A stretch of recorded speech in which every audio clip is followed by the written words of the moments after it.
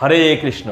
শাস্ত্র বলছে যে পুরুষ যতক্ষণ পর্যন্ত বিয়ে না করছে কিংবা তার স্ত্রীর মুখ দর্শন না করে নিচ্ছে ততক্ষণ পর্যন্ত সে তার গুরুজনদের সম্মান করবে, প্রণাম করবে, মাতা পিতার সেবা করবে এবং যে বোন বাগ্নী জামাই আছে তাদেরও সম্মান করবে, তাদের আপ্যায়ন করবে। কিন্তু যখনই তার স্ত্রীর মুখ দর্শন হয়ে গেল, সে যে মনে মনে জানে যে আমি কি পেয়ে গেলাম, আমি স্ত্রী মুখ দর্শন করে আর কি কি সুখ পেয়ে গেলাম, সেটা তো তার মনেই একমাত্র জানে। কিন্তু সে জানে না এই স্ত্রী মুখ দর্শন করে সে আরো কিছু দেখে নিয়েছে। সেই কারণে সে এমন মোহে পড়ে গেছে যে তার নিজের বাবা মাকে সম্মান করা ভুলে যাচ্ছে, গুরুজনদের সম্মান করা ভুলে যাচ্ছে, ভগবানকে ভুলে যাচ্ছে, আত্মীয় স্বজন বন্ধু বান্ধব এই সব কিছু ভুলে যাচ্ছে। সে একমাত্র স্ত্রীর প্রেমী হয়ে যাচ্ছে, কেন স্ত্রী তাকে কাম সুখ দেয়। এবং স্ত্রীর যে পরিবার আছে, শ্বশুর শাশুড়ি শালা শালি, এই সব কিছু নিয়ে সে মত্ত আছে। সে নিজের ভাই বোন আত্মীয় স্বজন এদের ভুলে গেছে। শাস্ত্রে লেখা আছে, আপনি মিলিয়ে দেখেন, এখনকার লোকেরা, এখনকার বর্তমান যুগের ছেলেরা, পুরুষেরা বিয়ে করার পরে নারীর এইমন ভাবেই দাসত্ব করে যে বলছে নারী তাকে চিড়িয়াখানার বাদর বানিয়ে ফেলবে। যেমন বাদরের মালিক বাদরকে যেভাবে নাচায় সেভাবে নাচে, বদলেতে একটু বিস্কুট দেয় বা দানা দেয় এবং নাচতে থাকে। ঠিক এমনই এই কলিযুগের স্ত্রীরা তাকে ঠিক বাঁদর বানিয়ে ফেলেছে কামনার সুখ দিয়ে।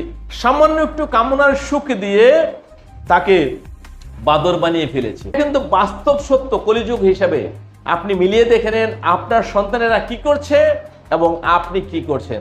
আপনিও যদি স্ত্রী লোভী বা স্ত্রীর জনি লোভী হয়ে গিয়ে থাকেন, নতুন বিয়ে করেছেন, তাহলে এই যে অপরাধগুলো করছেন এইগুলো কিন্তু ভবিষ্যতে আপনাকে রিটার্ন দিতে হবে, আপনিও ভুগবেন।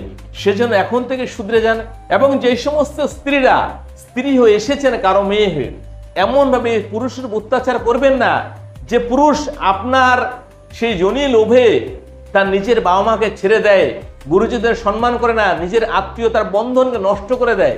তাহলে কিন্তু দোষ আপনার হবে, কেননা আপনি তাকে কোনো না কোনো ভাবে মানসিক টর্চার করেন কিংবা তাকে শারীরিক শান্তি দিতে চান না, কিংবা বাণী দিয়ে তাকে সুখ দিতে চান না। তো এই সমস্ত কারণে আপনিও কিন্তু সমপাপী হবেন। এবং যে শরীরের জন্য এত অহংকার করছেন, গর্ব করছেন, এই শরীর কিন্তু পচনশীল। এটা কিছুদিনের মধ্যে দেখবেন ঢলে যাবে, না থাকবে আপনার যৌবন আর না থাকবে সেই কামনার আগুন। কিন্তু পুরুষরা সেটা বোঝে না যে একটা নারীর যে লোভে পড়ে সে কি দেখে, তার সুন্দর সুডুল দুটো স্তন এবং যোনি লোভে।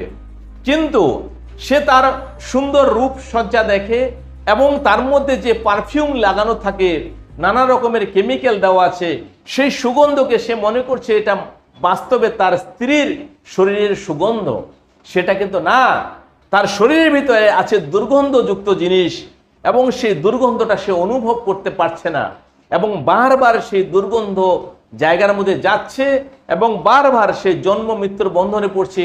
এই যোনির মধ্যে আবার যেতে হচ্ছে, আবার আসতে হচ্ছে, জন্মাতে হচ্ছে, মরতে হচ্ছে, জন্মাতে হচ্ছে, মরতে হচ্ছে। কেননা পুরুষ যোনি লোভী। পুরুষ যোনি ছাড়া কোনো কিছু চোখে দেখে না। এই যোনির জন্য পুরুষ যা খুশি তা করতে পারে। সে চুরি করতে পারে, ডাকাতি করতে পারে, মার্ডার করতে পারে, অন্য কারো স্ত্রীকে ছিনে নিয়ে আসতে পারে, অন্য কারো বেটিকে হরণ করে যেতে পারে। তো পুরুষের মধ্যে এই অজ্ঞানতাটা আছে, কেননা সে দুর্গন্ধকে ভাবছে সুগন্ধ, কিন্তু সে বুঝতে পারছে না যে শরীরের মধ্যে এই দুর্গন্ধের উপরে নানান রকম প্রলেপ লাগানো আছে, সুগন্ধি কোনো খুশবুদার কোনো আতর লাগানো আছে বা সেন্ট লাগানো আছে বা বডি স্প্রে লাগানো আছে। এই সনাতনী চ্যানেলে যদি প্রথমবার হয় এবং কথাগুলো যুক্তিসম্মত মনে হয়, তাহলে চ্যানেলটাকে সাবস্ক্রাইব করে সনাতনী ভাই বোনদের মধ্যে শেয়ার করবেন। হরে কৃষ্ণ, হরে কৃষ্ণ।